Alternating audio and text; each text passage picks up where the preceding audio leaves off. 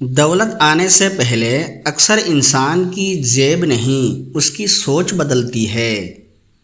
اگر آپ کے اندر یہ ایک تبدیلی آ رہی ہے تو اسے معمولی نہ سمجھیں، کیونکہ یہی تبدیلی آپ کے مالی مستقبل کو بدل سکتی ہے۔ کبھی آپ نے غور کیا ہے، کچھ لوگ کم کماتے ہیں لیکن آہستہ آہستہ مضبوط ہوتے جاتے ہیں، اور کچھ لوگ زیادہ کما کر بھی ہر مہینے خالی ہاتھ رہ جاتے ہیں۔ فرق ہمیشہ آمدنی کا نہیں ہوتا، اکثر فرق سوچ اور عادت کا ہوتا ہے۔ دولت سے پہلے آنے والی سب سے اہم تبدیلی یہ ہے، انسان پیسہ خرچ کرنے سے پہلے سوچنا شروع کر دیتا ہے۔ پہلے وہ پوچھتا تھا، میں یہ چیز خرید سکتا ہوں؟ اب وہ پوچھتا ہے، کیا مجھے واقعی یہ چیز خریدنی چاہیے؟ یہ چھوٹا سا سوال بہت بڑی تبدیلی ہے، کیونکہ دولت صرف زیادہ پیسہ کمانے کا نام نہیں، دولت کو سنبھالنے کی صلاحیت بھی ضروری ہے۔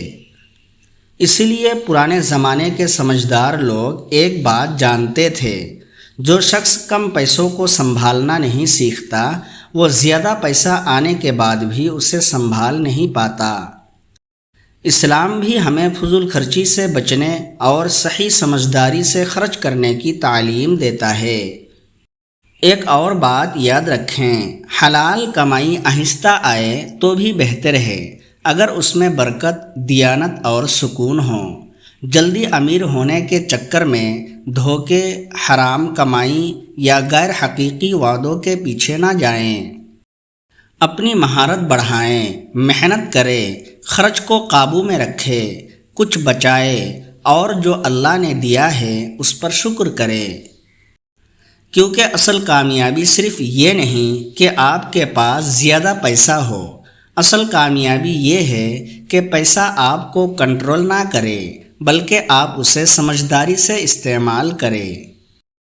تو اگر آج آپ کے اندر یہ تبدیلی آ رہی ہے کہ آپ خرچ کرنے سے پہلے سوچتے ہیں، فضول چیزوں سے بچتے ہیں اور اپنی حلال آمدنی کو بہتر طریقے سے استعمال کرنا چاہتے ہیں، تو اس تبدیلی کو معمولی نہ سمجھیں۔ شاید آپ کی مالی کامیابی ایک اچھی عادت سے شروع ہو۔